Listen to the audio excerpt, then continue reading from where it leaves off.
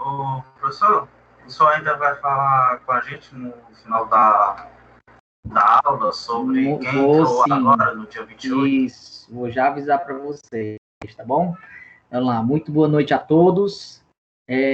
Para mim é um prazer muito grande estar com vocês aqui novamente, né, nessa nossa 11ª aula, tá? Vou informar agora no início, né, como o nosso colega aí, o Rafael, certo? Já frisou bem no início, né, da nossa aula, sobre a necessidade que eu tenho de conversar com o pessoal que entrou na 2ª turma. Agora, tenho essa necessidade, então, por favor, queria que vocês se organizassem. E logo após o encerramento dessa aula, eu queria me reunir com vocês, assim, uns 10 minutinhos, para a gente poder tirar algumas dúvidas de forma, né, de forma direta e também dar alguns avisos sobre a minha disciplina que a gente ainda não teve oportunidade. Tá bom? Então, vamos lá. Muito boa noite a todos. Sejam todos muito bem-vindos mais uma vez, né? Aqui, para quem ainda não me conhece, eu sou o professor Teyson Viana e estou com vocês nessa disciplina de Fisiologia Geral, tá? Turma de Fisioterapia. Queria também, antes da gente iniciar a nossa aula propriamente dita, tá? Queria informar para vocês que hoje pela manhã eu passei lá na Asa Sul, né? Lá no Asa Sul, uma empresa de jalecos, bordados, etc.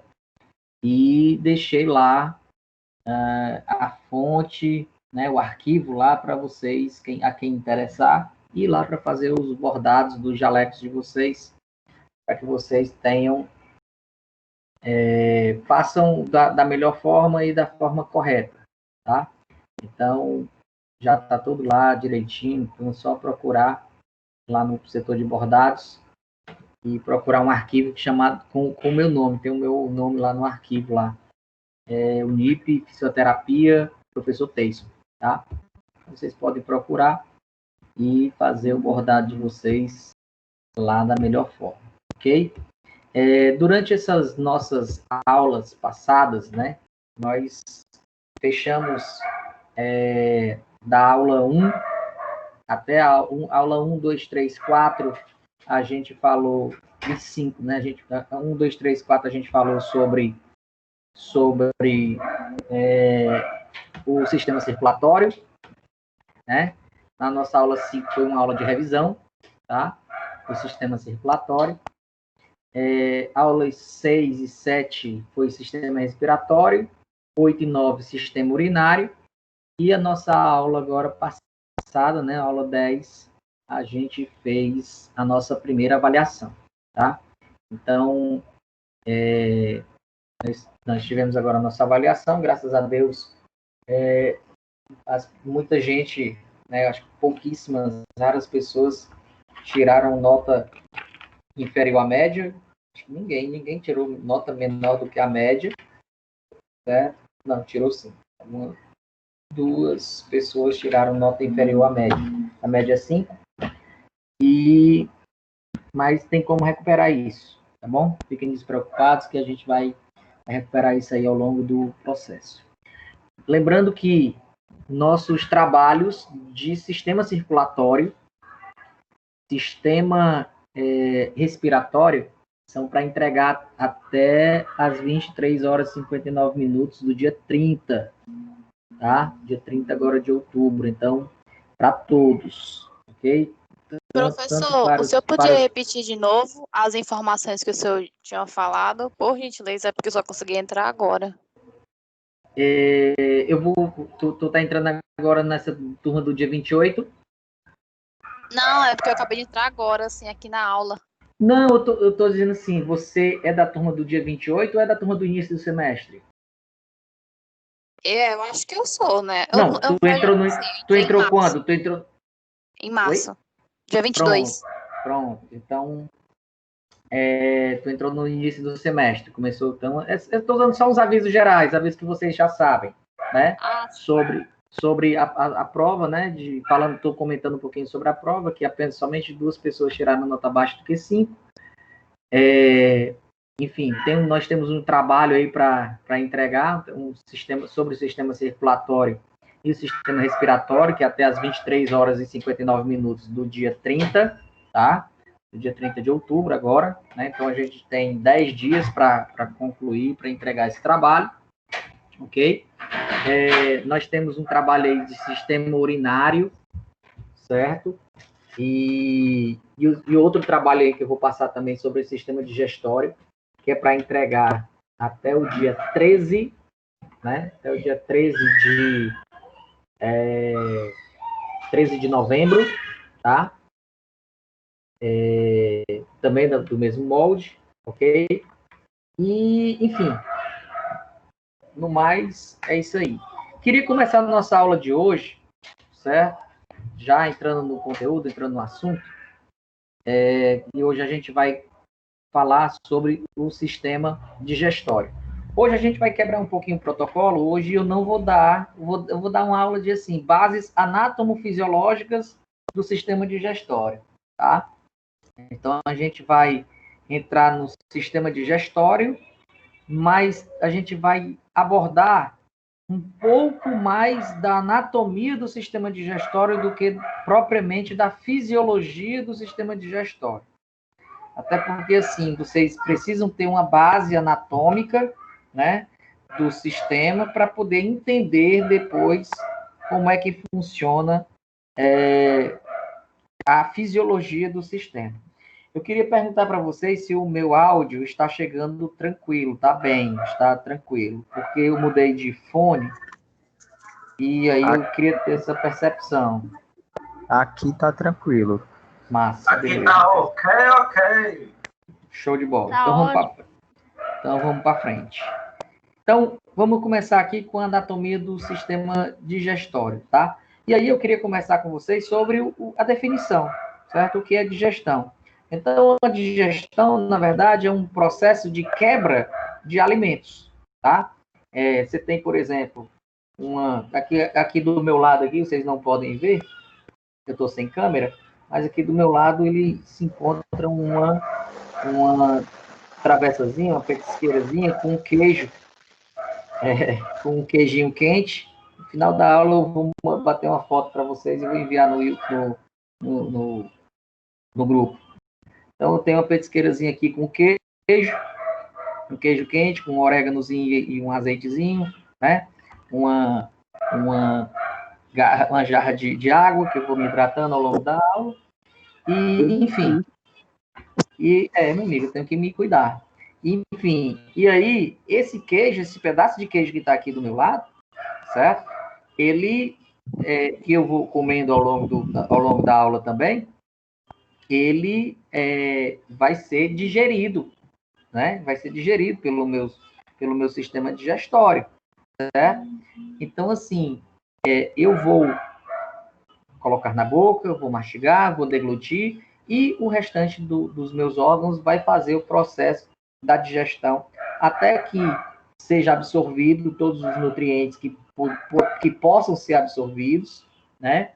E ele siga o caminho do vaso sanitário quando houver, né? Quando não houver mais o que aproveitar, né? E aí vai, assim como a nossa água que a gente bebe vai ser um ingrediente, vamos dizer assim, um ingrediente da urina, né?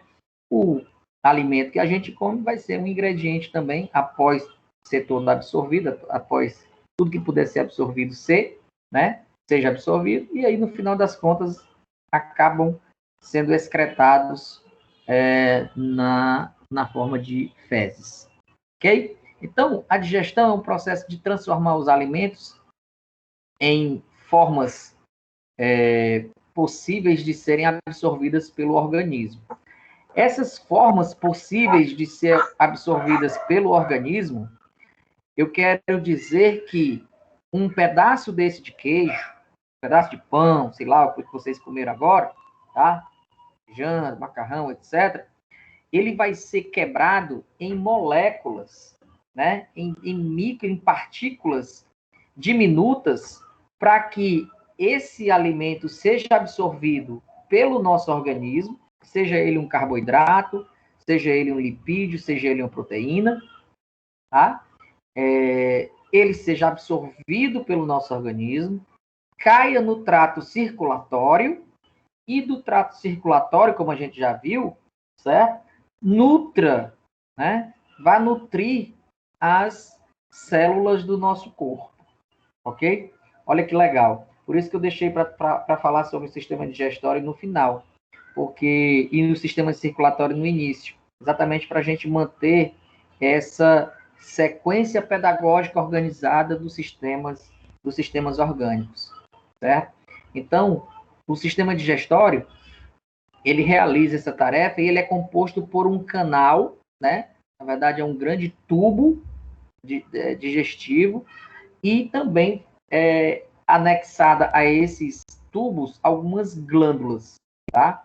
Na verdade, o nosso sistema digestório, ele é um grande tubo que inicia na boca, né? E vai até o ânus, tá? Então, boca, esôfago, enfim, estômago, intestino delgado, intestino grosso, delgado, e aí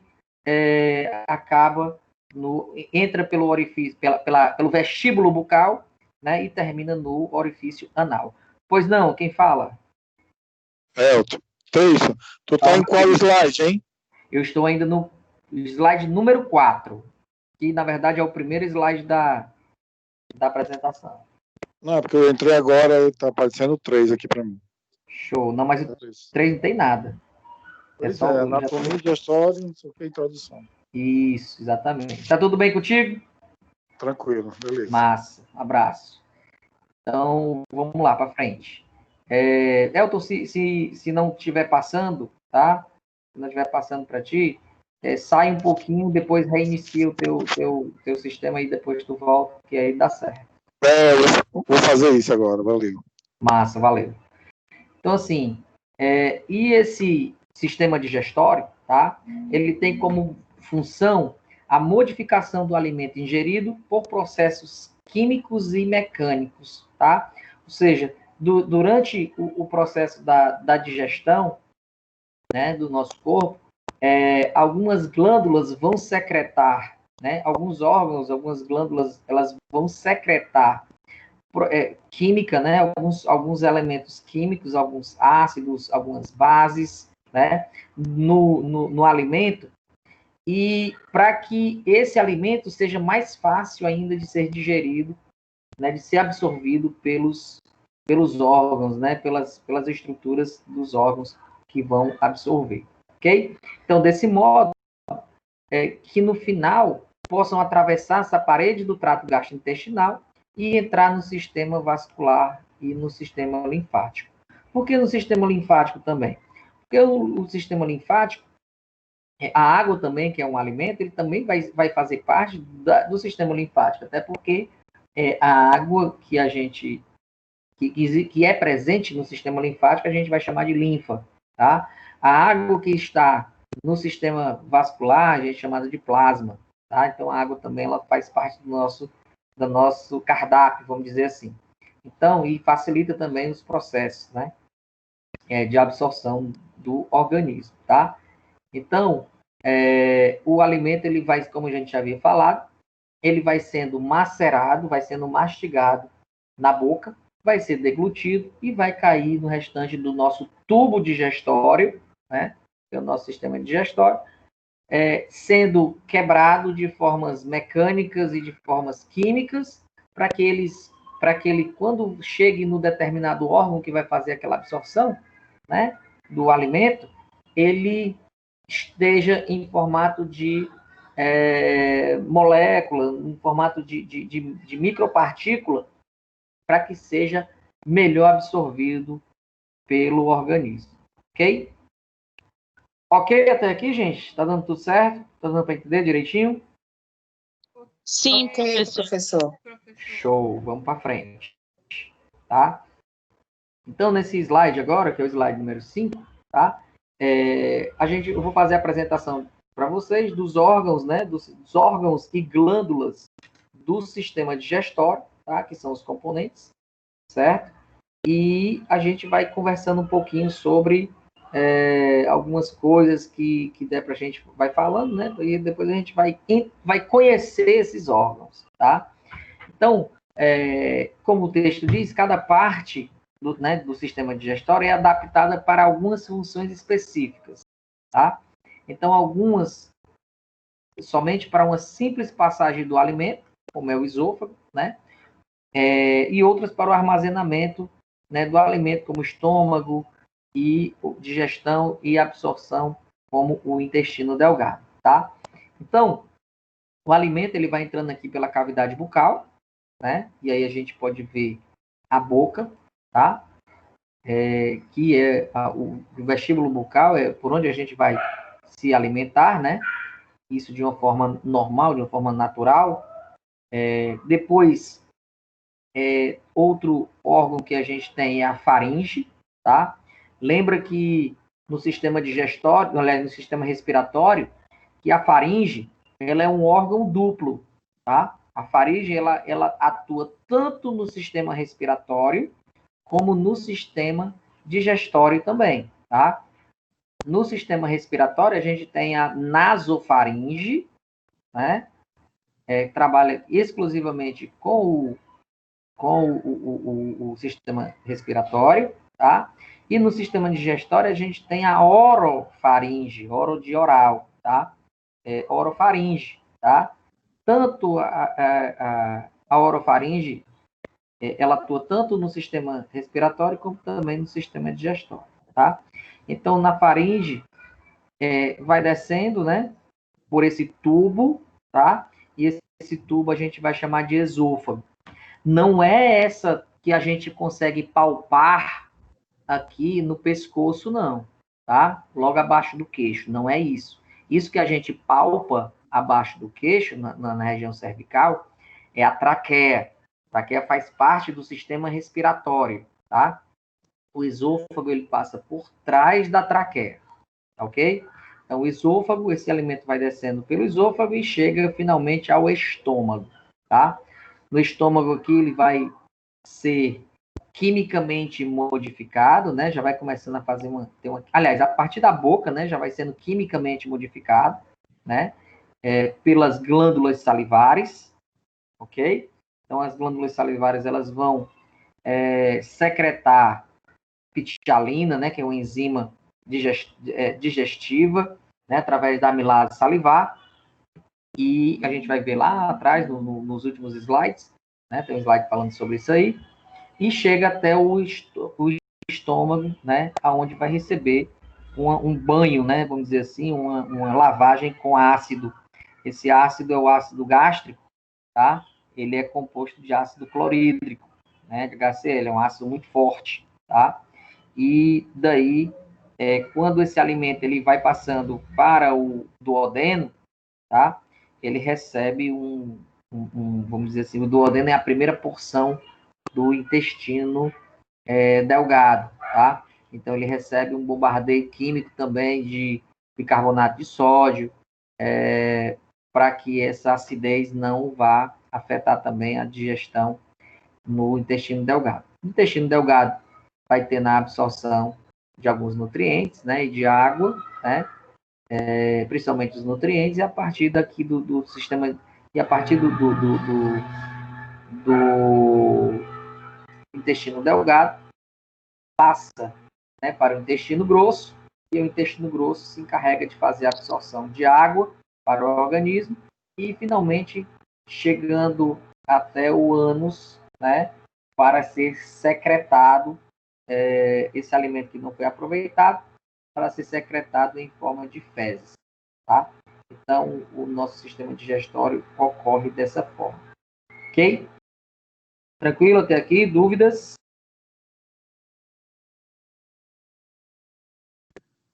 Não. Tranquilo. Não, professor, pode prosseguir. Massa, beleza. Então, vamos começar agora no esquema Jack o Estripador, né? Vamos fazer por partes, certo?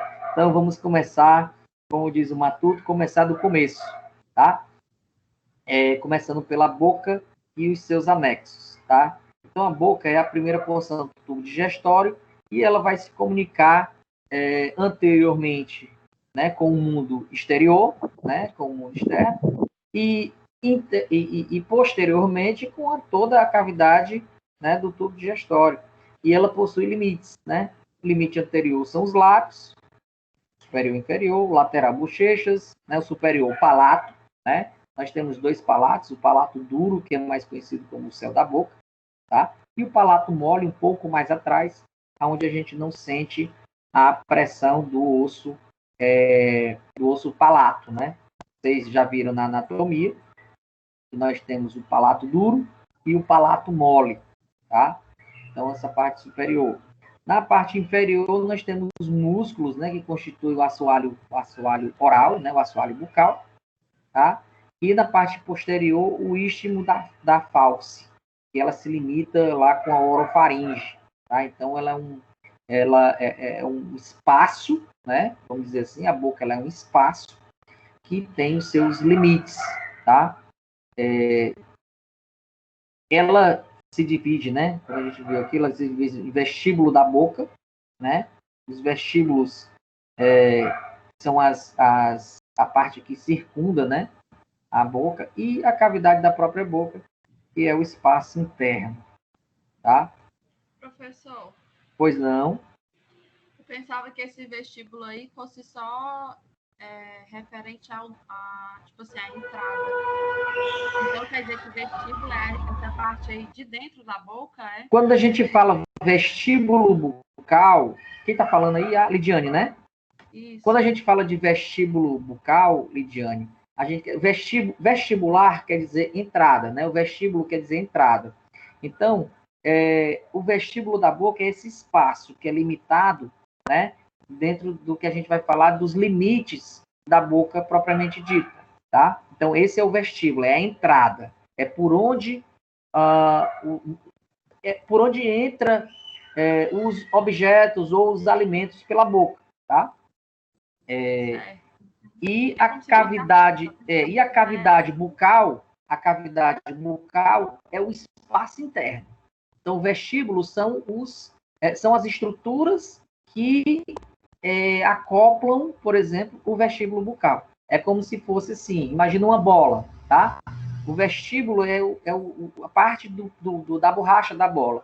E a cavidade bucal como se fosse o espaço interno que lá localiza o ar. Entendeu? Entendi. Obrigada.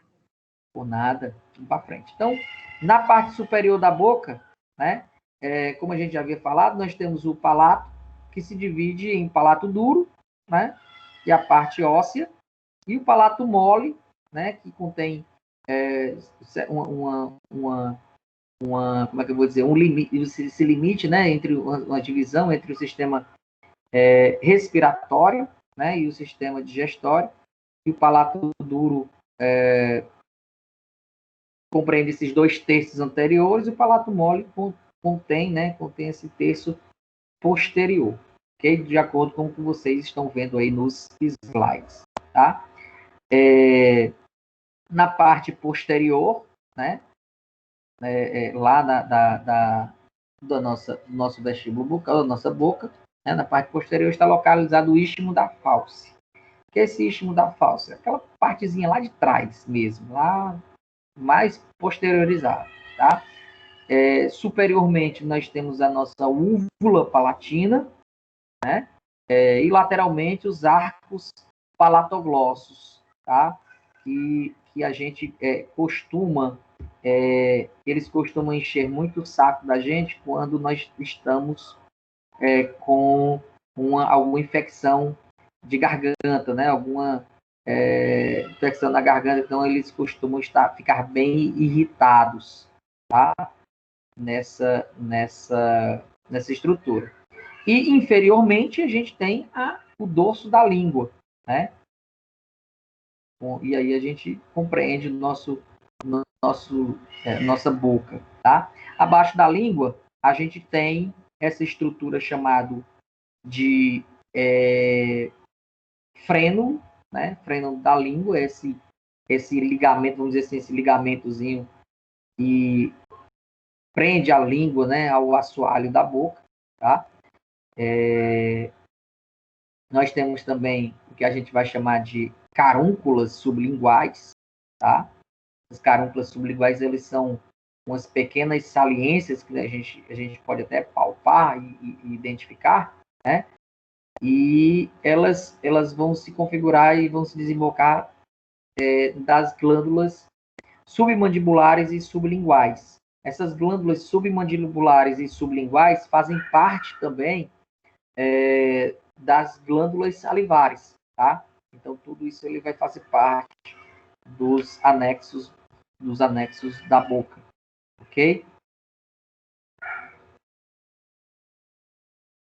Estou dando uma passada rápida, gente, eu não estou aprofundando nos detalhes, porque eu preciso só mostrar para vocês a estrutura do sistema digestório, como a gente já havia falado no início da aula, tá? Hoje a gente não vai falar propriamente dito a fisiologia em si, não, certo?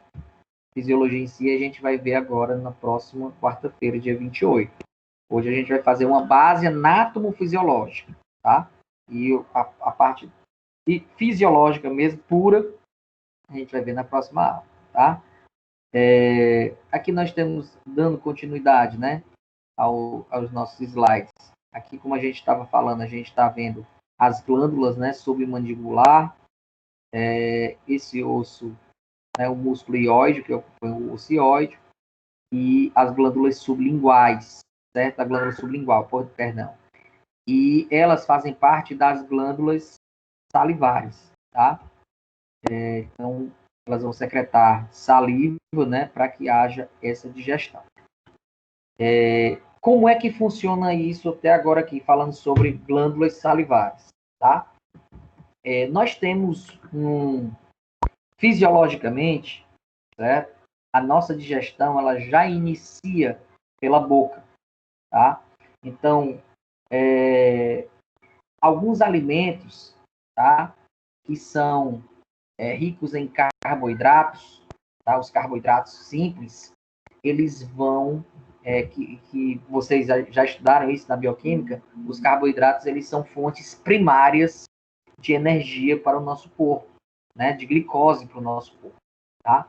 Então, e a gente já viu como é que funciona esse aspecto da absorção da glicose, enfim, da insulina, a gente já viu isso aí em outras aulas. Então, o que acontece? Por exemplo, a gente vai comer uma torrada, tá? Ou pão, bolo, bolacha, um biscoito, tá? Ou mesmo um doce, uma coisa assim nesse sentido, que seja um alimento rico em carboidrato, certo? Imediatamente, a absorção ela vai começar ali pela boca. Por quê? Como é que funciona isso? A amilase salivar, certo? Que é a famosa saliva, vai entrar em contato com esse alimento e vai facilitar os processos de absorção, inclusive até mesmo pela própria rede de capilares que nós temos na região oral, tá? Então, alguns carboidratos primários eles já vão sendo absorvidos aí. Por que isso? Porque nós precisamos de carboidratos de absorção rápida, tá? Por exemplo, por que culturalmente a gente come pão pela manhã, certo? Culturalmente. Ou então um bolo, então, sei lá, algum alimento rico em carboidrato pela manhã, mingau, papa, sei lá, enfim. Porque a gente precisa ter um carboidrato de absorção rápida, tá? Para que me dê energia imediata. Porque eu já passei, teoricamente, 8 horas em um estado de inanição. Ou seja, eu passei 8 horas dormindo sem me alimentar. E o meu corpo vai precisar de alimento, tá? Então, assim, muita gente pergunta para mim o que eu acho sobre praticar atividade física em jejum. E eu não concordo, certo? É uma opinião minha, não concordo. Por quê? Exatamente por isso, porque para você realizar uma atividade física, tá? E podendo essa atividade física ser de forma ativa ou de forma passiva, tá? Essa atividade física ela vai me gerar um gasto de energia, um gasto calórico. E se eu já passei 8 horas da minha vida sem me alimentar, sem ingestão de calórica, certo? Eu vou ter um déficit pela manhã. Então, se eu tenho um déficit pela manhã, que é um déficit natural, eu vou gerar mais déficit ainda. É uma situação complicada, tá? Então, por isso que você precisa ter um desjejum, certo? Essa é a minha opinião. Tem muita gente aí que fala outras coisas, mas a minha lógica é essa, tá? Precisa você ter um certo desjejum para que depois ative os teus sistemas, né, de forma orgânica, para que você faça a tua atividade física, seja ela de forma ativa, seja ela de forma passiva, tá?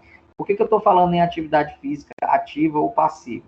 Porque vocês vão, ao longo da vida profissional de vocês, nas clínicas que vocês vão atuar, vocês vão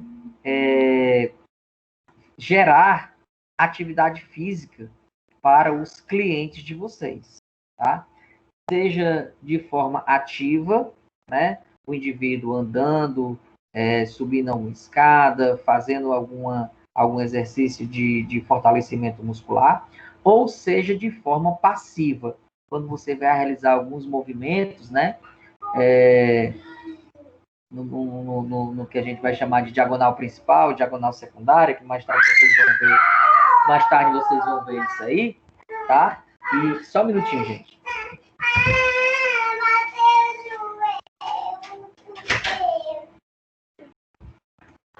Pronto, é porque a minha estressada aqui estava querendo passar aqui. Então, assim, de forma ativa ou de forma passiva, tá? Você vai acabar gastando energia também do paciente. E muitos desses pacientes, eles saem de casa cedinho, tá? E não têm tomado o seu café da manhã. Ou seja, estão em jejum.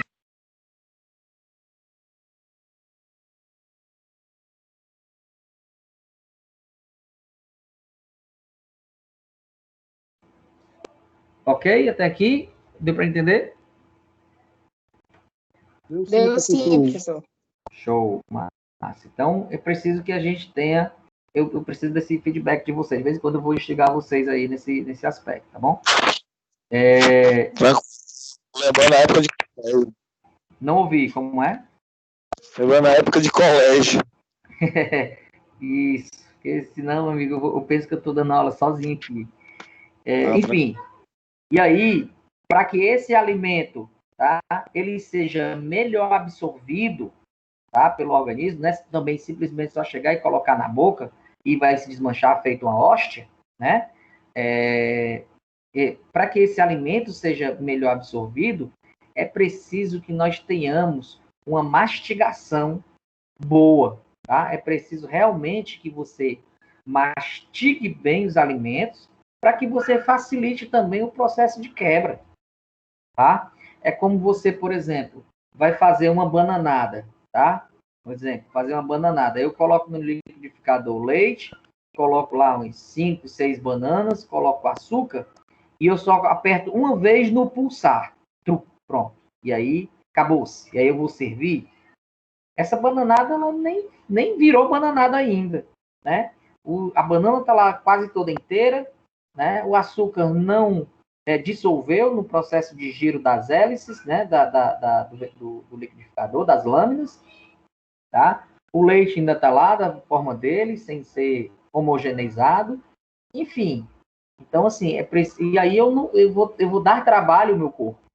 Então, para que essa bananada seja melhor digerida, é preciso que você passe mais tempo no liquidificador. A mesma forma é o nosso liquidificador natural, que são os nossos dentes. Eu preciso que esse alimento ele seja muito bem macerado, muito bem mastigado, tá? Para que, quando caia no restante do trato digestório, facilite também a vida dos órgãos que vêm depois, ok? E para isso, nós temos os dentes, tá? Para que aconteça essa mastigação, nós temos os dentes. Os dentes, eles são estruturas rígidas, né? Esbranquiçadas, que são implantadas em cavidades do maxilar e da mandíbula. Maxilar é a parte superior, né? E a mandíbula a parte inferior. E denominado alvéolos dentários. O que são esses alvéolos? Os alvéolos, os dentes, eles não fazem parte da mandíbula ou do maxilar. Eles são, como o próprio nome diz, eles são implantados ali. Então, a região onde o dente está implantado no osso, tá? Esse espaço, né, que é praticamente ele encaixado, a gente vai chamar de alvéolos dentáres, tá? Eles são articulações também. Acho que vocês já devem ter visto isso aí na aula de anatomia com a Tarsila, tá? Eles são articulações, só que são articulações imóveis, tá? Por que é uma articulação? Porque é o encontro de um osso com o outro. Só que elas são imóveis. Por quê? Porque elas não costumam não ter nenhum movimento entre elas, tá? Então, nesse homem adulto, né, no homem adulto, nós temos 8 dentes incisivos, né? 4 superiores e 4 inferiores. 4 caninos, né? 2 inferiores e 2 superiores. 8 premolares, né? 4 inferiores e 4 superiores. E 12 molares, tá? 6 superiores e 6 inferiores. Sandy, pois não. Como foi que o senhor disse? Só um minuto, deixa só a Sandy falar primeiro, que ela levantou a mão aqui primeiro. Oi, meu amor, pode falar, Sandy. Ei, professor, como que a boca consegue identificar o alimento que é salgado, que é doce, que é amargo? Pelas papilas linguais. A gente vai falar já sobre a língua. Aí eu já te respondo isso, tá bom? Tudo bem, obrigada. Emily, tu ia falar, Flor? Como foi que o senhor disse que os dentes é chamados? Eles são, na verdade, eles são implantados, né?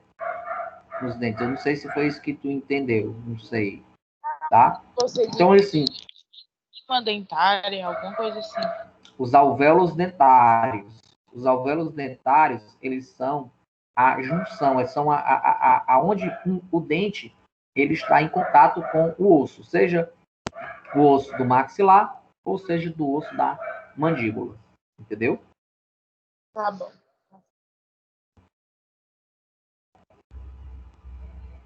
Então vamos lá.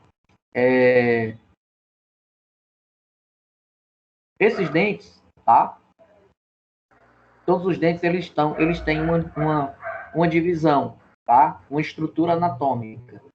Eles não são só simplesmente um osso que é colocado ali, não. A parte de fora do dente, tá? A parte que a gente escova, né? Comumente, que a gente vê, a parte mais esbranquiçada do dente, a gente vai chamar de coroa, tá? É a coroa do dente. Não sei se muita gente aqui já fez tratamento de coroa, certo? É caro. Então, enfim, coroa do dente é essa parte de fora do dente, tá? O colo do dente é aquela parte em que está no limite da gengiva, certo? É o colo do dente, ok? E a raiz, logicamente, está fincada no osso, na mandíbula ou no osso do maxilar, né? Internamente, né? Ou seja, se eu cortar esse dente de uma forma longitudinal, a gente vai verificar que esse dente ele tem uma parte, né, que é chamada de esmalte, tá? Esmalte do dente. Essa parte é uma parte como se fosse a casca do dente, né? Temos a dentina, que é a parte do miolo do dente, tá? Tem a polpa do dente, tá? E tem, vocês podem ver aí, os alvéolos dentários, né? O alvéolo dental, que é essa região que fica na fronteira, vamos dizer assim, do dente com o osso, tá? Exemplo, quando nós temos cáries dentárias, tá? As cáries, quando essa cárie é superficial, né? Que você coloca lá uma resina, né? Alguma restauração, ou mesmo, antigamente a galera botava platina, né? Não se bota ainda mais. Enfim, faz a restauração lá e tira a cárie, tá? Normalmente a cárie, ela tá na parte do esmalte do dente, ou seja, uma colônia de bactérias, né? Conseguiu ficar ali por uma má escovação, por uma falta de higiene bucal ou por algum outro motivo, tá? Enfraquecimento do dente, etc, tá? Mulheres também no período de gravidez ocorre muito isso, porque as mulheres perdem muito cálcio, né? E daí os dentes ficam mais fracos, um pouco mais fracos, isso também influencia, e a ação também das bactérias, né? Existem bocas que são mais ácidas, que promovem um pouco mais de acidez bucal, né? De ter um pH mais baixo, um pouco, tá? Que a gente vai considerar mais ácidas, né? Nesse sentido. E que são mais suscetíveis à produção de cárie, tá? E algumas bocas, né? Que são mais alcalinas, e aí elas são mais propensas à produção de placa bacteriana, tá? Então, enfim, nós temos essas diferenças, né, entre o ambiente oral, tá? Então, às vezes, quando a cárie, ela se aprofunda muito e chega até a região da dentina, tá? É preciso fazer um canal, né? O que é esse canal? O canal é quando o dentista, ele cava a região da coroa, né, do dente, escava o esmalte todo, cava a dentina e vai até a polpa do dente. E lá na polpa do dente ele mata a raiz, né, do dente, como a gente vai falar assim. Ele mata, né, secciona, cauteriza, né, também algumas terminações, alguns capilares, né, que existem lá, e algumas terminações nervosas, para que o dente ele não sofra dor, né, não sofra mais, enfim, faça um procedimento que seja necessário lá para que não tenha mais tipo de problema com essa cárie, ok? Então, nós temos aí, a gente pode verificar que os dentes, né, eles são divididos em quadrantes, né? Existe o quadrante da arcada superior, existe o primeiro quadrante, segundo quadrante, eles são conhecidos por números, né? Então, nós temos 8 pares para a esquerda, né? No primeiro e quarto quadrantes, e 8 pares para a direita, né? Do quadrante 2 e do quadrante número 3, tá? Então, nós temos aí os dentes incisivos, né? A gente pode identificar, né? Os números 1 são os incisivos, tá? Os números 2, os incisivos de segunda classe, o número 2, tá? Os 3, né? O número 3 são os caninos, os 4 caninos que a gente havia falado. O número 4, os premolares, né? 4 e 5, os premolares. O 6, os molares, né? E o 8, aquele dente famoso, que é o dentiqueiro, que são os conhecidos como sisos, né? E daí a gente tem essas divisões dos dentes, ok? Tranquilo até aqui? Ok? Tudo indo. Sim. Ok. Tranquilo. Vamos conversar agora sobre o... Oi, Emily. Queria falar, Emily? Foi eu não que falei. Ah, não, perdão. eu não. Porque tu tinha ativado o microfone e pensava que tu queria falar. Então, para frente. Vamos conversar agora sobre um órgão, né? Aliás, um anexo da boca, né? É um órgão bastante interessante e bastante importante também para a nossa vida como um todo, né? Que é a língua. Então, a língua, ele é um órgão muscular, tá? Que é revestido por uma camada, né? Por uma mucosa, E essa mucosa, ela exerce funções importantes, tanto na mastigação, como na deglutição, como no sistema sensorial também, como falaram agora há pouco, né, sobre as sensações de ácido, de sal, de doce, de amargo, enfim. E graças à língua, né, a modulação da língua na nossa cavidade bucal, né, na nossa cavidade oral, é que a gente consegue se comunicar, né, e vocês estão conseguindo me escutar aí da casa de vocês, tá?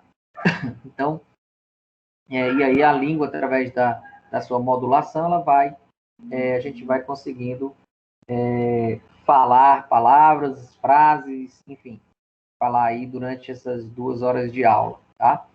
E aí, para que a gente sinta, por exemplo, para que eu saiba que o meu queijo, ele tem uma certa acidez, embora muita gente não perceba, mas ele tem uma certa acidez, e ele tem um certo teor de sal, né? E você sinta, por exemplo, a acidez da lactose, aliás, o sabor, né, da lactose, enfim.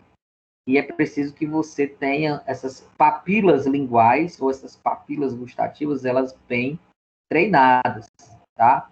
Então, a língua, ela é um músculo, como a gente já viu falado, né, que ela tem uma mucosa protetora, tá? Começando de trás para frente, né?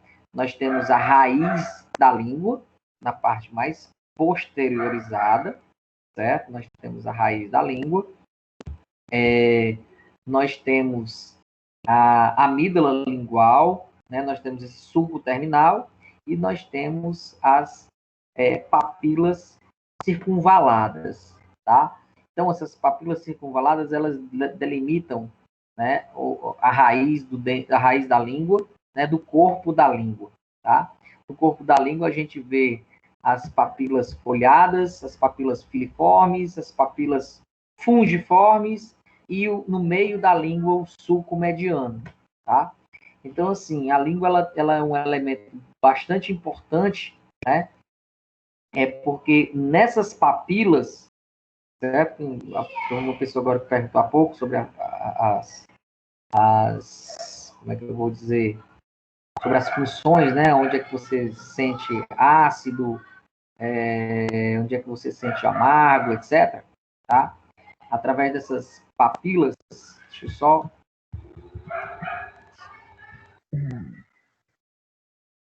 só ver aqui, papilas gustativas. Então, assim, a gente pode identificar, né, algumas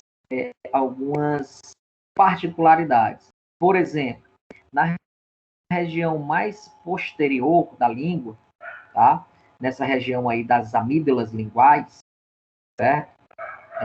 E do sulco terminal, vamos dizer assim, até a região do sulco terminal, a gente vai sentir, né? A gente tem a sensação do amargo, né? Do amargor, tá? Na parte posterior lateralizada, a gente vai sentir mais a acidez dos alimentos, tá? Na parte lateral, um pouco anterior, tá? A gente vai sentir o salgado, né? Sabor salgado. E na ponta da língua, vamos dizer assim, a gente vai sentir mais a sensação de doces, tá? Então, essas papilas gustativas, elas estão concentradas, né? Existem algumas terminações nervosas e que vão apurar essa nossa sensação para que a gente sinta essas sensações gustativas na nossa boca.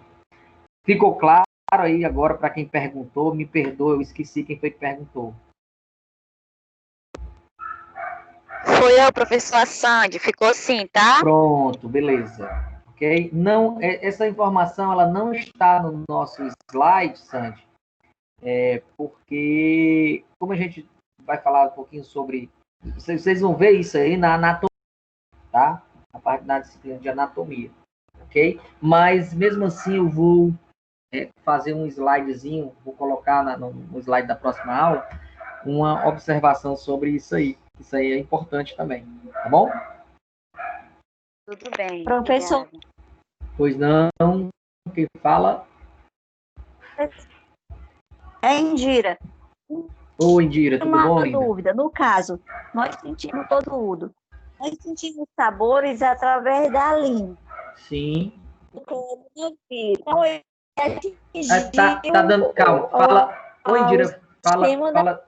Calma. Fala só um pouquinho mais devagar, porque teu microfone tá cortando. Aí eu não tô conseguindo entender. Espera aí, deixa eu diminuir aqui. Melhorou bastante. É o seguinte, no caso, que está muito alto. No caso do coronavírus, muitas pessoas relataram que ficaram sem o paladar. Então, ele atingiu também, quer dizer, mais outros órgãos, além do sistema pulmonar, Vamos lá. né? Isso, excelente pergunta. Vamos lá. E excelente observação também. Nós sabemos que esse coronavírus, né, esse vírus aí chinês, ele ataca o nosso sistema respiratório, tá? Então, a gente vai voltar um pouquinho lá na aula do sistema respiratório, na aula 6 e 7, e a gente percebe que o nosso nervo olfatório, tá? Ele está muito próximo da nossa cavidade bucal, certo? Então, o que acontece? Quando a gente está gripado, uma simples gripe, a gente perde o gosto da comida. Por quê? Porque a gente não sente o cheiro. Para muitos alimentos, o cheiro é que induz o gosto. Você está entendendo? Então, assim, como esse vírus ele interveio, ele atinge o sistema respiratório, ele atinge o sistema respiratório como um todo.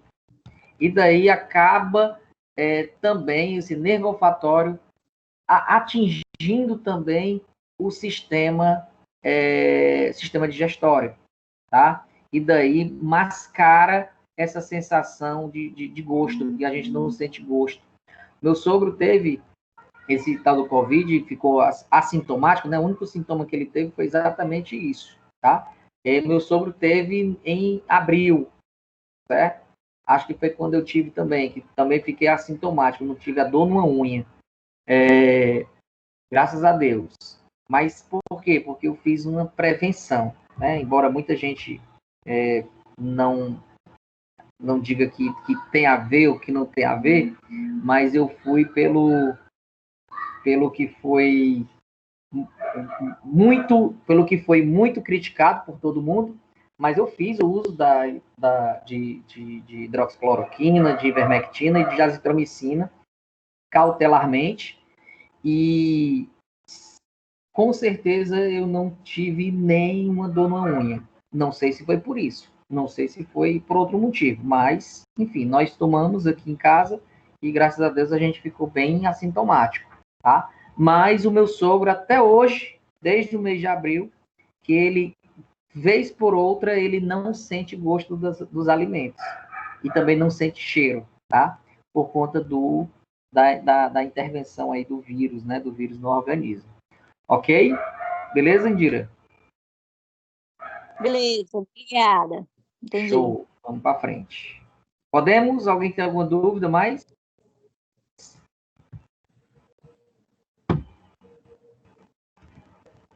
Vamos embora. Vamos falar aqui sobre...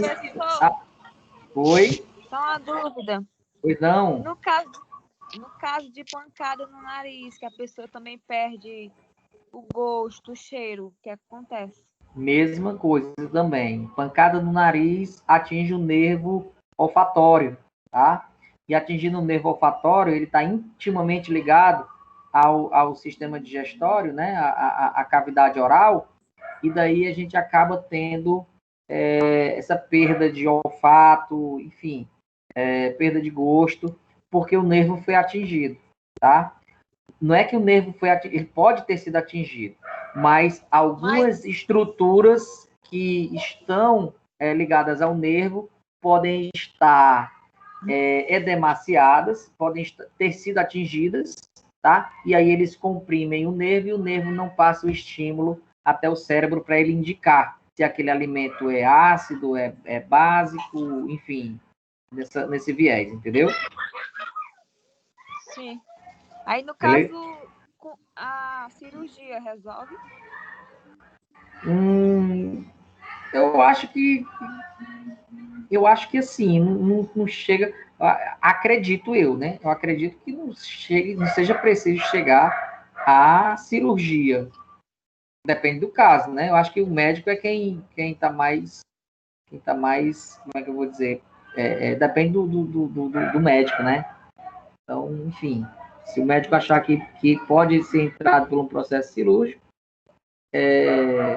então vai. Se não, faz no tratamento no convencional mesmo, no conservador.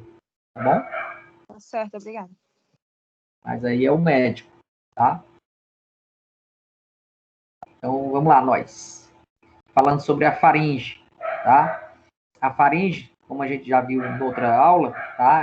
Ela divide em 3 partes. Nós temos a nasofaringe, que é essa região aqui, que faz parte, né, do sistema respiratório.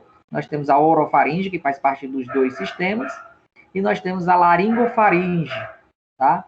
Que faz parte do nosso sistema fonador, ok? Então, na hora que o alimento ele entra pela boca, que é macerado pelos dentes, e a língua, ela tem uma função bastante importante, tá? Na digestão, que a língua, quando pega esse alimento que está mastigado, o alimento ele não vai cair na boca sozinho, tá? Ele não cai no esôfago sozinho, tá? Ele precisa ser empurrado. E a língua é quem empurra esse alimento, né? Pela cavidade oral, lá para trás, certo? E esse alimento ele cai diretamente no tubo digestório do esôfago. Na hora que esse alimento ele cai no tubo, que a língua vai empurrar para trás, essa parte posterior da língua empurra a epiglote para baixo, tá? E ela funciona como uma válvulazinha, tá? E ela desce, né? Essa epiglote ela desce e faz com que esse alimento não caia na traqueia, que é nessa região anterior, que ele caia diretamente no esôfago, tá? E daí do esôfago já cai diretamente para o estômago. Ok? Ficou claro?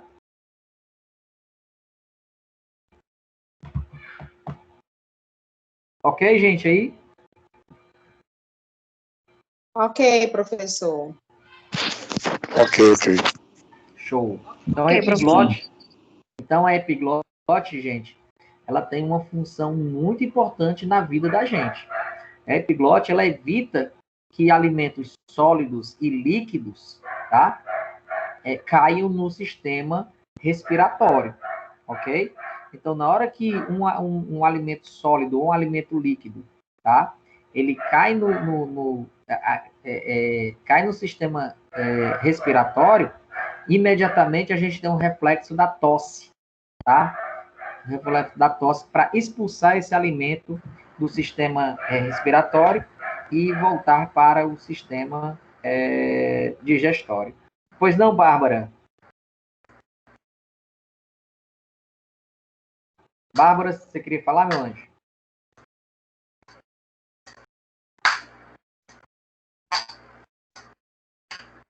O celular travou. Oi, Bárbara. O celular travou, eu tenho que fazer uma pergunta, amor, me ajuda. Travou não, Flor, pode falar. Travou não, pode falar. Maria.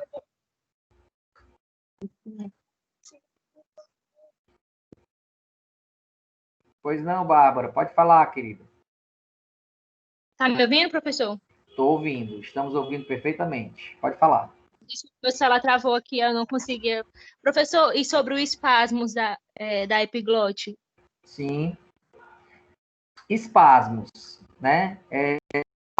Como o próprio nome diz, eles são movimentos involuntários e aí precisa ser investigado por que estão acontecendo esses espasmos, certo? Se é por distúrbios neurológicos, se são distúrbios alimentares, Então, precisa ser investigado para saber por que está acontecendo isso. Às vezes, até químicos também, tá?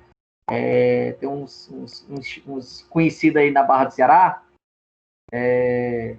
que fazem uso de umas substâncias aí que não são bem vistas, né? Que, vez por outra, tem uns cabos aí que tem uns espasmos desse daí e que precisa dar um tempo, né, nos seus vícios para poder voltar à vida normal, tá? Porque pode correr o risco, inclusive, de entrar em óbito, tá? Por conta disso, né? Por conta desses espasmos. E aí, às vezes, o indivíduo ele tem certos problemas, tá? Pois não, Rafa? Ô, professor, só uma pergunta. Quando um paciente que não consegue respirar direito, né, que vai naquela parte de entubar, quando ele usa aquele afastador para colocar para o paciente entubar, ele coloca mais ou menos aonde? Na parte da lirofaringe? Não, ele vai colocar na traqueia. Na traqueia, né? Ele faz um furo na traqueia, um pouco abaixo dessa estrutura que a gente chama de cartilagem cricoide, ou pomo de Adão, tá? E aí ele faz uma incisão aí e coloca o aparelho de traqueostomia para facilitar a respiração lá do indivíduo. Tá, mas se refere ao termo na boca. Não ouvi, como é? Termo na boca. Ah, tá. Às vezes quando o indivíduo ele tá com alguma crise de convulsão, por exemplo, né? Tá convulsionando. E aí a língua, como é um músculo, ela tende a contrair, tá? E daí o que acontece? O indivíduo, ele trava, né, a língua, e aí ele, como fecha essa cavidade dessa orofaringe, o ar não consegue penetrar. E daí o indivíduo, ele tem que, né, o socorrista lá, tem que abrir a boca do indivíduo e fazer com que a língua baixe, né? E ela baixando, ela vai abrir o espaço para o indivíduo poder respirar legal. Okay? Porque...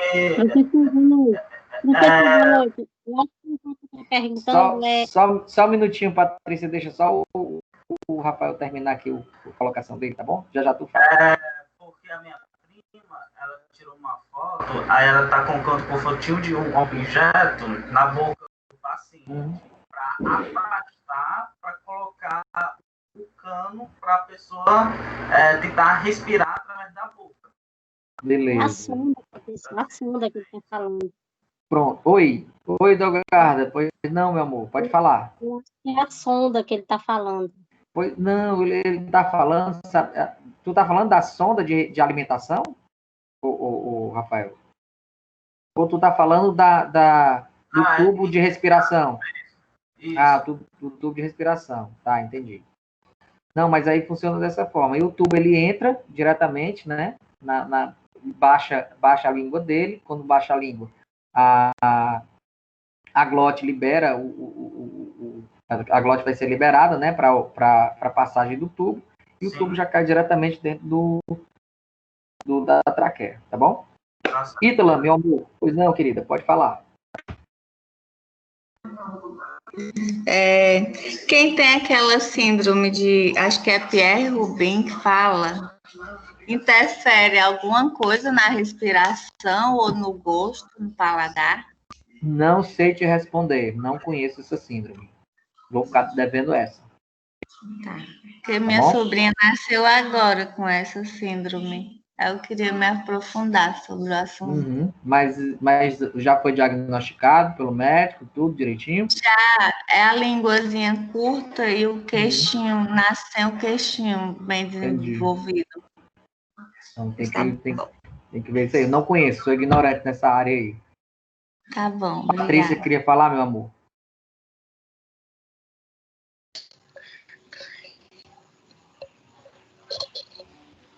A internet está caindo. Daqui a pouco essa internet aí volta. Vamos lá para frente. Bom, vamos falar agora sobre o esôfago, tá? O O esôfago ele é um tubo muscular, certo?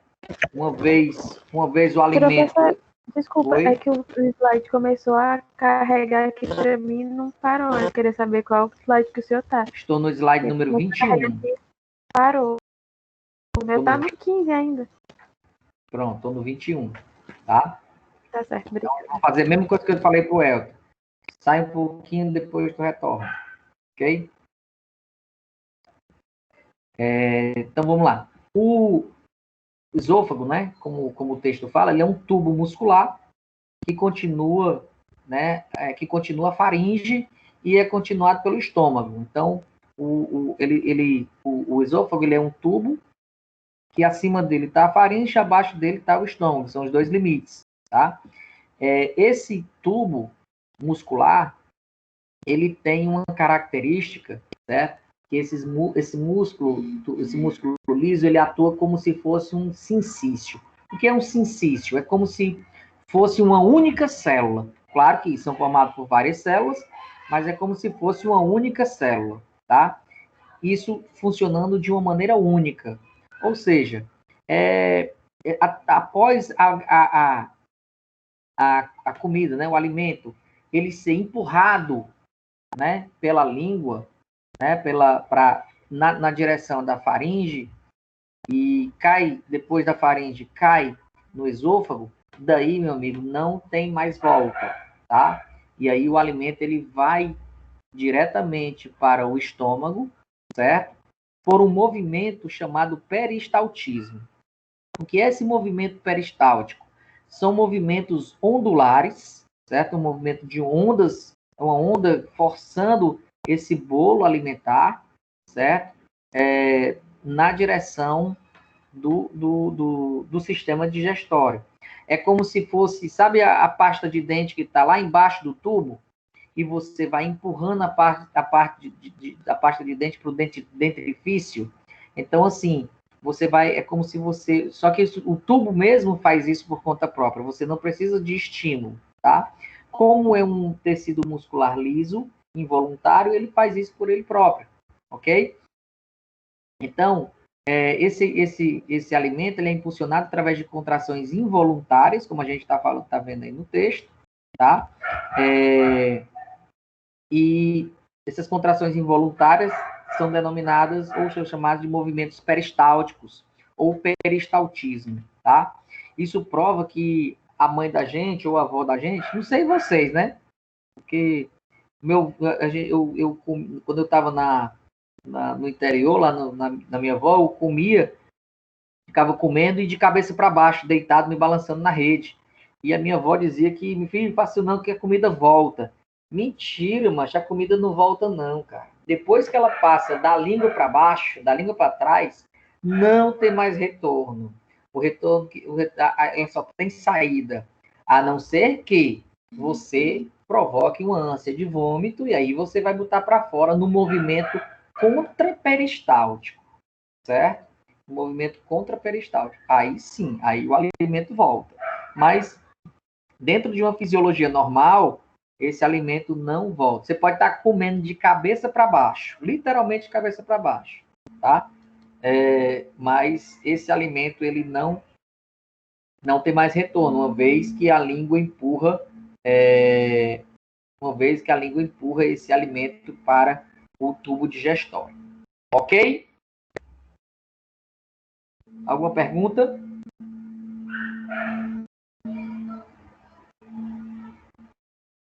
Não, professor, pode prosseguir. Tudo tranquilo? Então vamos para frente. Vamos falar sobre o estômago, tá?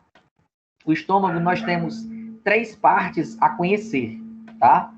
Nós temos a cárdia, certo? O que é a cárdia? É a porção que liga o estômago ao esôfago, tá? Nós temos o fundo do estômago. O fundo do estômago não é embaixo, é na parte de cima, tá? Como vocês podem ver aí no desenho, certo? Nós temos o corpo do estômago, que é a propriamente dito, né? O estômago propriamente dito. E nós temos o piloro, tá? Que é a saída do estômago para a porção inicial do duodeno, certo? Então, a gente tem importante a gente saber que a cárdia é a entrada do alimento no estômago e o piloro é a saída do alimento do estômago, ok? Então é importante a gente saber desses detalhes, tá? Desses detalhes anatômicos. Por que isso, Teisso? Porque assim, quando eu falei para vocês que a boca, né, do jeito que a gente está comendo aqui um alimento, a gente vai comer esse alimento, a gente está começando a mastigar. E o estímulo da mastigação, ela gera nas glândulas salivares, ela começam a ser estimuladas pela mastigação, tá? Então, à medida que a gente mastiga, a gente vai secretando mais saliva. E essa saliva, ela vai entranhar nesse alimento. Esse alimento ele vai ser mastigado, vai ser macerado e vai descer, né, para faringe, pela faringe e pelo esôfago, tá? Esse alimento rico em amilase salivar. A amilase salivar é uma estrutura básica, é uma base, tá? É uma estrutura altamente alcalina. Por que isso? Porque quando esse alimento chega no estômago, certo? Esse alimento, ele vai receber um banho, ele vai cair numa piscina de ácido, certo? Porque o estômago é uma dilatação do esôfago, tá? E lá no estômago é produzido ácido clorídrico, certo? Que é o ácido que é chamado de ácido gástrico.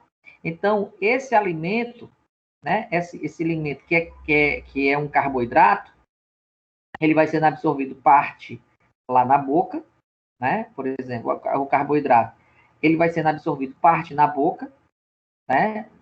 De uma forma mais rápida, certo?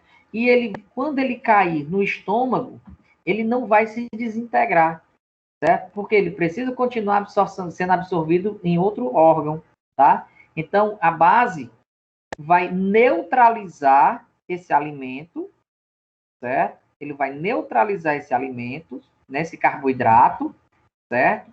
E não vai fazer com que o ácido desative as suas propriedades, ou seja, desintegre as suas propriedades do carboidrato. Esse carboidrato ele vai ficar inativo. Por quê? Por conta da amilase salivar. Quem vai ser digerido no estômago? As proteínas. As proteínas, elas não gostam muito da amilase salivar. Quem gosta muito da amilase salivar são os carboidratos. Então, as proteínas, elas começam a ser digeridas no estômago, tá? Então, as carnes, proteína do feijão, enfim, todas as proteínas que caem no trato digestório, tá? Elas vão começar a ser digeridas lá no estômago, com a ação de uma enzima chamada pepsina, tá? E aí ela vai quebrar, a pepsina ela quebra as moléculas de proteína, tá? Assim como a amilase salivar, ela vai quebrando as moléculas de carboidrato, ok? Então, assim, e aí funciona essa inatividade. Esse alimento, né, que ele vai sendo, esse alimento altamente ácido, né, ele vai sendo macerado ainda mais e vai formar uma estrutura chamada quimo, e esse quimo, ele vai migrar para a primeira parte do intestino delgado, que é o duodeno. Já estou adiantando um pouquinho o assunto. Bom, aqui a gente está vendo aqui nesse slide, perdão aí pela minha... aqui a gente está vendo a estrutura do estômago, né?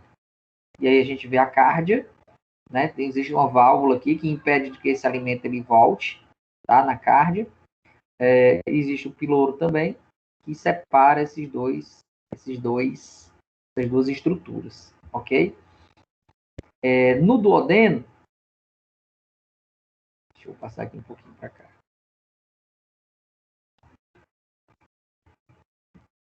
Vai falar um pouquinho sobre o duodeno, tá? Então, no duodeno, vocês veem aqui esses ductos do colédoco, tá? Esse ducto do colédoco é importantíssimo. Importantíssimo. Por quê? Porque existe o ducto do colédoco e o ducto pancreático, tá? Esse ducto do colédoco, ele vai mandar para esse alimento que vem do estômago, ele vai mandar a bile, tá? E o que é a bile?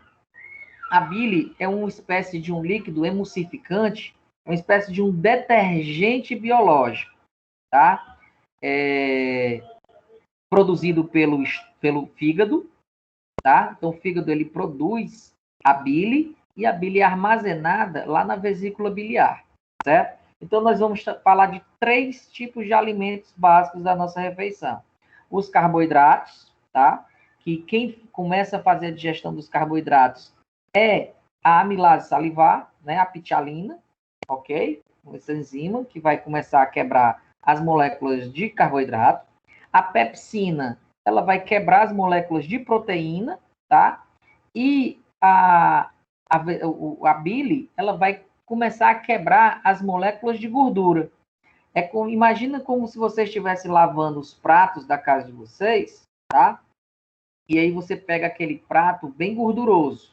Então, o que você faz para limpar a gordura daquele prato? Taca detergente. Por quê? Porque o detergente, ele tem uma enzima, que é uma enzima que quebra a molécula de gordura, tá? É uma enzima chamada de lipase. Então, a lipase, ela vai quebrar essa molécula de lipídio, tá? Para quê? Para facilitar a absorção desse lipídio pelo sistema digestório, ok? Então, esse alimento que vem ali, por exemplo, nós estamos comendo aqui um sanduíche, um hambúrguer, tá? O hambúrguer, ele tem carboidrato do pão, tem a proteína da carne e tem a gordura do queijo, tá? Então, nós temos 3 alimentos aí. A gente vai começar a comer e tal, mastiga, mistura tudo, desce, né? A parte do carboidrato desce, sendo neutralizada, né? A acidez dela desce para o estômago, sendo neutralizada pela amilase salivar. A carne vai sendo bombardeada por ácido, né? E pela pepsina, para quebrar a proteína. E a gordura, quando ela vai chegando lá no duodeno, né? No duodeno, perdão, ela recebe um jato de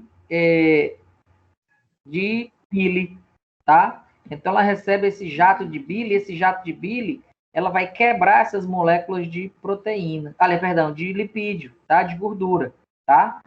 E o ducto pancreático, ele joga dentro desse alimento rico em ácido que vem lá, desse ácido que vem lá do estômago, ele joga um suco pancreático. Esse suco pancreático é riquíssimo em bicarbonato de sódio, tá? E esse bicarbonato de sódio, ele serve para neutralizar a acidez estomacal. Por quê? Porque é uma base muito forte.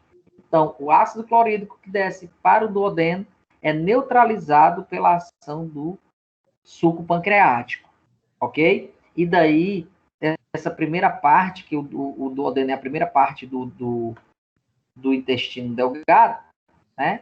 E daí desce para a segunda parte do intestino delgado, que é o íleo, tá? Onde vão começar a acontecer a absorção de essa mucosa altamente vascularizada, né? Pelo plexo mesentérico, né? Do sistema do sistema vascular. Nós temos veias mesentéricas, e essas veias mesentéricas, elas vão diretamente para a veia porta, lá no fígado, tá? Então, o que acontece? Esses alimentos, eles vão sendo absorvidos, esses carboidratos, as proteínas e os lipídios, eles vão sendo absorvidos pela região do íleo, que é a primeira parte, né? Que é a segunda, pela região do jejuno, que é a primeira parte do intestino delgado, e a região do íleo, que é a segunda parte do intestino delgado, esses nutrientes, eles vão sendo absorvidos por essa vascularização, tá? Do plexo mesentérico, né? Das veias mesentéricas, vão absorvendo isso por água, por osmose, e os alimentos sólidos por difusão, tá? Por difusão. Lembra do que a gente estudou nas primeiras aulas? A osmose e a difusão? Para isso que serve também, tá? Esses alimentos que já vêm todos quebrados, né? Pela amilase salivar, pela pepsina e pela bile, tá? Junto com o suco pancreático, aí o que vai acontecer? Vão sendo absorvidos, né? E agora vão sendo, as moléculas deles vai sendo absorvida pelo esse plexo mesentérico, tá? E levada até a veia porta no fígado. No fígado, esse alimento, né? Esses alimentos, eles vão sendo absorvidos lá pelos ductos pancreáticos, enfim, vai acontecer lá uma série de reações, certo? E vai cair diretamente na veia cava inferior. Sabe? Lembra da veia cava inferior? Pois é. Essa veia cava inferior aí, tá voltando de novo, e o que acontece? Todos esses lipídios, carboidratos, proteínas e esses nutrientes caem na circulação, na veia cava inferior, e a veia cava inferior vai lá para o átrio direito, depois para o ventrículo direito, vai sendo oxigenado lá nos pulmões, depois volta para o átrio esquerdo, ventrículo esquerdo e para o restante do corpo, para nutrir as células do corpo com esse alimento que está sendo absorvido lá no jejum e no íleo. Legal, né? Show de bola, meu Deus. Deus é mais, cara. Deus é muito maravilhoso. Enfim, e aí vai sendo absorvida essa glicose, as proteínas. A glicose vai nutrir as células para gerar ATP. As proteínas vão reforçar os nossos músculos, ligamentos, etc. Tá? E as gorduras vão ser alimentos reguladores do nosso sistema hormonal e também vão atuar como fonte também de energia, né? No segundo estágio, quando os carboidratos não tiverem mais sua função de gerar ATP, quando tiver em falta, né? Quando tiver em déficit, e aí usa-se a gordura como fonte de energia. Vocês estão vendo bioquímica agora, né? Sim, professor, estamos. Pronto. Fernando é o professor de vocês. O Fernando é um cara que eu gosto muito dele, né? Bioquímica é o Daniel. Oi? É. Pronto. E eu acredito que na bioquímica o Fernando já começou a falar sobre as gorduras, ou já passou. Professor? Não. Nosso professor de química bioquímica é o Daniel. O Daniel é outra pessoa maravilhosa. De biologia é o Fernando, né? Massa. Então, assim, o Fernando é um cara que eu gosto muito dele. O Fernando foi meu aluno. Eu tive esse prazer, né? De ser meu aluno lá na Faculdade Católica. Daniel é outra pessoa maravilhosa. Eu acho que o Daniel já falou sobre gorduras, já, o Daniel? Já. Pronto. E daí, o que acontece? As gorduras, elas vão servir como fonte de energia no segundo momento, quando a glicose não tiver mais, né? Não tiver mais circulante no sangue. Aí entra no processo cetônico, enfim. Acontece essa coisa. No último caso, pega da musculatura, né? E aí é um problema muito sério. E aí é um problema muito sério quando vai pegar da proteína, porque a proteína é a parte nobre do nosso corpo, sabe? Estrutura, né? Oi? Ela faz parte da estrutura, né? Sim, sim. Ele sustenta a nossa musculatura, os nossos ossos, quer dizer. Exatamente. Então, assim, nós somos formados de proteína, né? Basicamente, nós somos formados de proteína, porque o nosso músculo é proteína, os nossos ossos também, enfim, tudo é. O sangue também tem proteína. Por isso que o sistema renal ele filtra, né, o plasma sanguíneo e não deixa que as proteínas elas saiam do nosso corpo, tá? Por quê? Porque a proteína é a parte nobre. Então, na hora quando você começa a quebrar proteína, aí você está entrando já no quadro de desnutrição aguda, certo? E aí entra como se fosse sabe aqueles meninozinhos desnutridos e prédio, aquelas pessoas que têm anorexia, nesse viés aí, tá? Então é preciso que a gente tenha o máximo de cuidado nessas nossas dietas loucas aí, ok?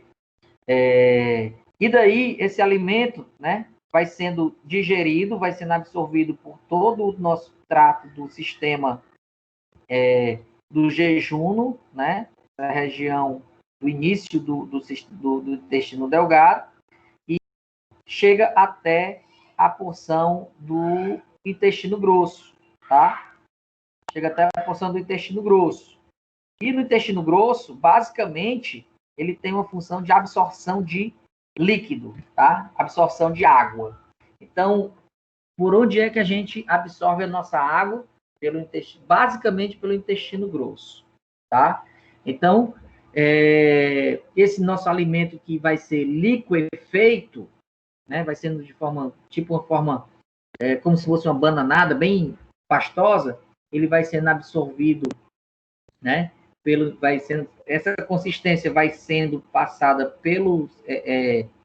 no intestino delgado e vai sendo solidificada no intestino grosso. Ou seja, aqui a partir do intestino grosso é que vão começar as fezes propriamente ditas, a fabricação das fezes propriamente dita, tá? Então esse intestino grosso, ele vai, à medida que vai acontecendo o movimento peristáltico, sabe o movimento peristáltico que começou lá no início do esôfago? Ele corre durante todo o tubo digestório, certo? Essa pressão que você faz de cima, como se você estivesse apertando uma pasta de dente, ela vai sendo vai sendo passada por onda, né? Por uma onda, e vai empurrando esse alimento durante todo o nosso tubo digestório, até chegar no intestino grosso.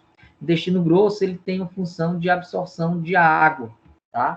Então, à medida que as fezes vão passando, né, aliás, esse alimento pastoso, né, vamos dizer assim, vai passando ao longo do tubo, na região do cólon ascendente, tá? Vou passar aqui esse slide.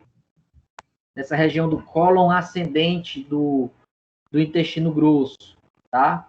Na região do cólon transverso do intestino grosso, na região do cólon descendente do intestino grosso. À medida que vai passando por esses cólons, as células, que são células que têm algumas vilosidades, essas vilosidades são células caliciformes, que eu acho que o Fernando já falou isso aí também, sobre tipo de células, tá? Que são células com microvilosidades, tá? No intestino grosso. Essas microvilosidades, elas vão servir para absorção de água, né? Vai ser o máximo de água que vai sendo absorvido pelo intestino grosso, até que ela vai pelos cólon ascendente, cólon transverso, cólon descendente e o cólon sigmoide, tá? Até chegar aí. Quando chega aí no cólon sigmoide, praticamente as fezes já têm a consistência de fezes, né? Já tem a consistência dela. Então, é só esperar um pouquinho, certo? Que essa onda peristáltica vai chegar até no cólon descendente e você vai sentir a sensação de querer ir no banheiro. E daí é só fazer um pouquinho de força e o resto da natureza se encarrega. Ok? Tranquilo até aqui? Tranquilo, professor. É na parte transversa que a absorção é de água? Não é só na parte não é só na parte transversa. Durante todo o intestino grosso, tá? Desde a sua... Ocorre mais a absorção, qual é? Durante todo ele. Todo ele?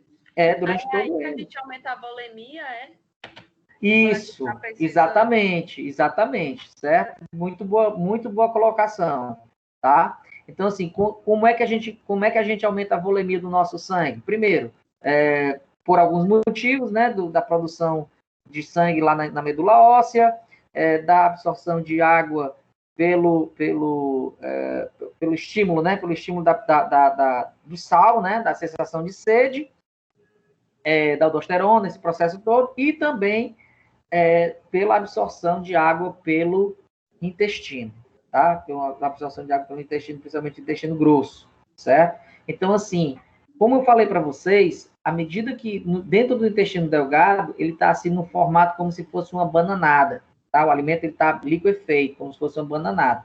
E ele vai sendo absorvido, né? Vai cair lá no trato do intestino grosso, ainda nessa bananada, tá?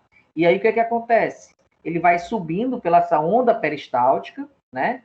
Pelo estímulo peristáltico, vai subindo pelo intestino, pelo cólon ascendente, vai passando pelo cólon transverso, e à medida que esse líquido, que esse alimento liquefeito vai passando por pelo tubo do intestino grosso, as células, né, as microvilosidades do intestino grosso, que são das células caliciformes, elas vão absorvendo a água. Então, na hora que absorve essa água, o que acontece com esse alimento que estava líquido? Vai virando mais pastoso. E o que acontece com esse alimento que está pastoso? Vai virando mais sólido, tá? Até entrar numa consistência de fezes, né? Que é um produto sólido e relativamente rígido, tá? Como se fosse uma massa fecal literalmente, tá? E daí vão acontecer estímulos, né? No sistema nervoso simpático e parasimpático, que vão estimular o reflexo da defecação. E daí o orifício anal externo, né, ele vai relaxar e o movimento peristáltico vai expulsar essas fezes para fora do organismo, e aí ela não vai ter mais nenhuma função, a não ser dar descarga e ir embora. Ok? Então, as pessoas que têm prisão de ventre, elas têm que comer bastantes alimentos que contêm água, justamente por causa dessa porção do intestino grosso, né, professor? Exatamente. Pessoas que têm problemas de prisão de ventre, principalmente mulheres no período menstrual, certo? Tem que beber bastante água. Outra, às vezes você está num ambiente, tá? E que você sente vontade de ir no banheiro, mas não vai porque tem gente que psicologicamente só consegue fazer em casa. Eu tenho uma amiga que ela só consegue fazer em casa, ela não faz em nenhum canto. Em outro canto que ela faz é aqui na minha casa. É aqui na minha casa, é a minha madrinha de casamento. Então, assim, mas ela só vai ou na casa dela ou aqui na minha casa, ou no canto que ela faz. Não tem quem faz. Ela está num canto, ela fica segurando. Aquilo ali faz um mal tremendo. Aquilo ali faz um mal horrível, porque quanto mais tempo essas fezes ficarem no organismo, as células do intestino vão chupar essa água e assim, em algumas pessoas, essas fezes ficam tão secas, tão ressecadas, que ficam assim, como se fosse um carvão. Eu não sei se o pessoal aí da enfermagem aí já fez esse processo de lavagem do intestino e de repente sai essa estrutura, né, das fezes, vamos dizer assim.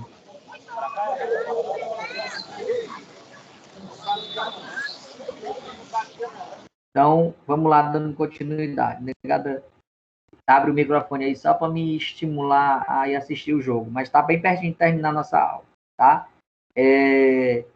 Nós vamos falar agora sobre essas glândulas anexas, tá? As glândulas anexas, né, que são as glândulas parótidas, a submandibular. Como é que eu digo aqui para pensar uma coisa que eu estou falando? Como é? Como é? Oi. Alô? Oi, pode falar. Professora, aqui é a Maria. É porque eu queria lhe falar uma coisa. Eu consigo liberar através da massagem, entendeu? A pessoa tem prisão de ventre, eu libero mesmo e elas vão mesmo no banheiro. Então, eu faço feito, né? Então, como é que funciona essa massagem? Você faz uma massagem começando pelas pernas. Pressão, exatamente. Começando pelas pernas, e aí eu vou já te dizer por que funciona. Pois porque funciona mesmo, entendeu? Vou lhes dizer, na verdade, por que funciona. O que acontece? Problema de prisão de ventre é problema com hidratação. No nosso sistema linfático, nós temos um problema muito sério de retorno venoso e retorno linfático também. Então, o que acontece? Membros inferiores, eles acumulam muita linfa, tá? Muita água do sistema linfático. Na hora quando você começa a fazer essa massagem de forma, no sentido pé-virilha, e aí o que acontece? Essa massagem, ela vai, você vai liberar essa água, você vai como se você estivesse passando o rodo, literalmente. Você vai tracionando essa água ela cai, essa linfa, na verdade, ela cai no trato circulatório, a circulação absorve essa água, tá? Essa água entra no organismo e essas células do intestino, elas são novamente hidratadas e facilitando a produção também, né, produção do sebo e facilitando também o processo da digestão. É por isso que acontece isso. Né, professor? Por osmose, muito bem lembrado. Tudo isso acontecendo por osmose, certo? Porque a gente tá mas tem pessoas que tomam remédio e não resolvem, entendeu? Porque eu resolvo mesmo, viu? É porque o remédio ele vai funcionar para várias coisas. Ou mulher boa para fazer os outros cagar. Mas é assim mesmo, vamos para frente. Quando eu tiver com problema de prisão de ventre, eu já sei para onde é que eu vou. Enfim. Obrigada. Vamos lá. E prepara aí um banheiro. Então, acontece, voltando aqui para falar das nossas glândulas anexas, né? Que são as glândulas salivares, tá? Nós temos as glândulas parótidas, né? A submandibular e a sublingual, que fazem parte, né, das glândulas salivares, tá? Essas glândulas parótidas, elas, como o texto fala, elas são ricas em proteínas e têm elevada quantidade de uma enzima também chamada amilase, tá? E essas enzimas, né, essa amilase salivar, também, ela tem altas enzimas bactericidas. Por que isso? Porque o alimento que a gente está comendo, ninguém sabe como é que está vindo, tá? Ninguém sabe que tipo de cultura de bactéria tem neles. Por exemplo, o queijo que eu estou comendo agora há pouco, certo? Ele é um produto que tem bactérias, né? Tem lactobacilos. Existem algumas bactérias que são boas, né, para o nosso organismo e algumas que são patogênicas, tá? Então, as bactérias que eles conseguem, né, do alimento, que quando cai esse alimento na nossa boca, algumas bactérias, elas são imediatamente desativadas ou mortas, né, vamos dizer assim, pela própria ação das glândulas salivares, ok? Ok. Outra glândula anexa importantíssima no nosso corpo é o pâncreas, tá? O pâncreas, como eu já havia falado, ele tem duas funções. Tem uma função endócrina, né? Por que endócrina? Porque ele produz insulina, e essa insulina vai cair no trato circulatório e vai facilitar com que a glicose entre nas nossas células para a produção de energia, tá? E tem uma função exócrina também. O que é essa função exócrina? É uma função,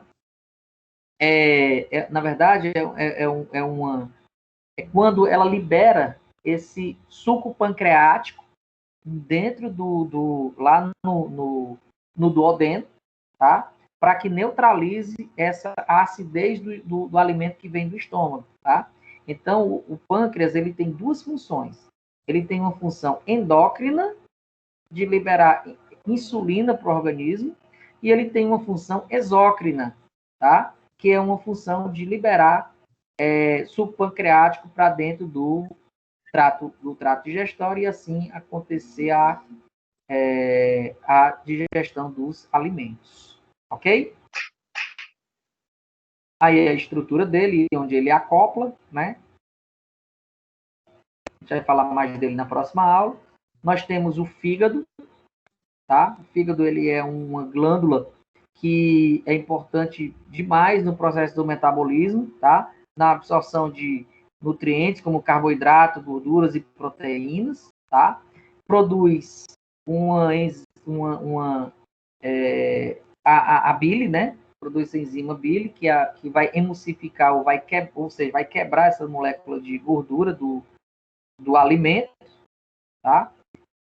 E daí a vesícula biliar, onde a gente pode, que é outra glândula anexa também, tá? A vesícula biliar, onde ela vai armazenar, o fígado ele produz a bile, mas quem armazena é a vesícula biliar, certo? E vai jogar nesse alimento, e daí ela, a vesícula biliar, certo? Que comumente a gente conhece, quando a gente vai tratar a galinha, né? Como o fel. Alguém ouviu falar disso aí? Não. Como o fel do animal. Sim. Ok?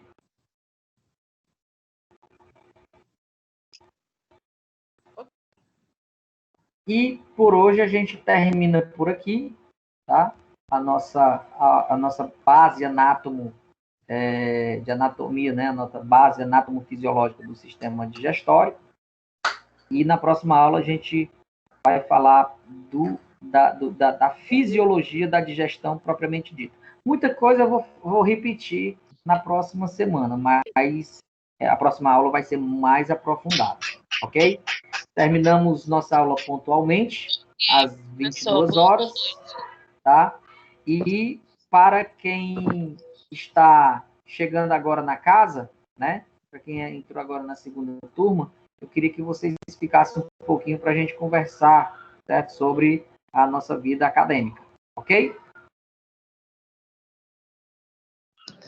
Tchau, professor. Boa noite. Tchau, Emily.